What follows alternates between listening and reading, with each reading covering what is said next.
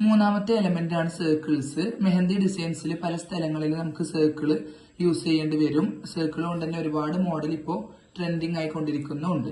അപ്പൊ എങ്ങനെയാണ് നല്ല നീറ്റായിട്ട് സർക്കിൾസ് വരക്കാന്നുള്ളത് നമുക്ക് നോക്കാം. ജസ്റ്റ് ടച്ച് ചെയ്യുക, പിന്നെ ടച്ച് ചെയ്യാനേ പാടില്ല. ഒരേ പ്രഷറിൽ ഇങ്ങനെ ചുറ്റി കൊണ്ടുവരിക. കണ്ടോ, വളരെ ലൈറ്റായിട്ട് ഇങ്ങനെ ഒരേ രീതിയിൽ ഇങ്ങനെ നൂല് പോലെ ചുറ്റിയിട്ട് ഇതിലോട്ട് മെല്ലെ ഇങ്ങനെ അങ്ങ് കൂട്ടിയെടുക്കുക. ആ കൂട്ടിയെടുക്കുന്നതൊന്നും ബോറാവാൻ പാടില്ല.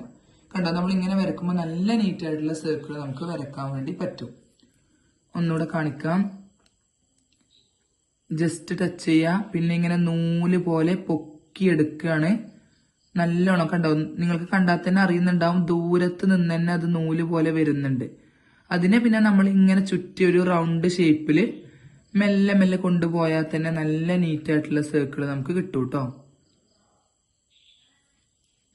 കണ്ടില്ലേ, ഈ രീതിയിൽ വേണം സർക്കിൾ വരക്കാനോ. ഒരിക്കലും ടച്ച് ചെയ്തിട്ട് വരക്കാൻ പാടില്ല. ലൈനിനെ പറഞ്ഞ പോലെ തന്നെയാണ് സർക്കിളും. ഇങ്ങനെ ടച്ച് ചെയ്ത് നമ്മൾ വരച്ചാൽ എങ്ങനെയായാലും ഒരു പെർഫെക്ഷൻ നമുക്ക് കിട്ടൂല. അതുകൊണ്ടാണ് ഇങ്ങനെ ചെയ്യരുത് എന്ന് പറയുന്നത്. കറക്റ്റ് ആയിട്ടുള്ള രീതിയാണ് ഇത്. ഒന്നുകൂടെ ഞാൻ കാണിക്കുന്നുണ്ട്.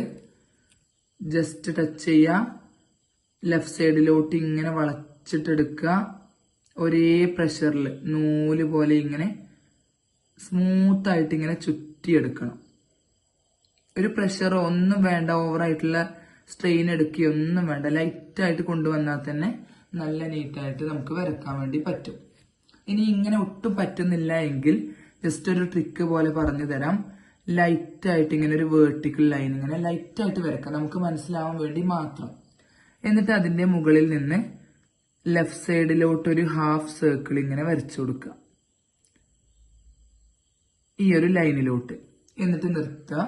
പിന്നെ മുകളിൽ നിന്നും ഇതിനെ ഇങ്ങനെ റൈറ്റ് സൈഡിലോട്ട് വരച്ചിട്ട് ഒരു സർക്കിൾ പോലെ കൂട്ടിയെടുക്കാം.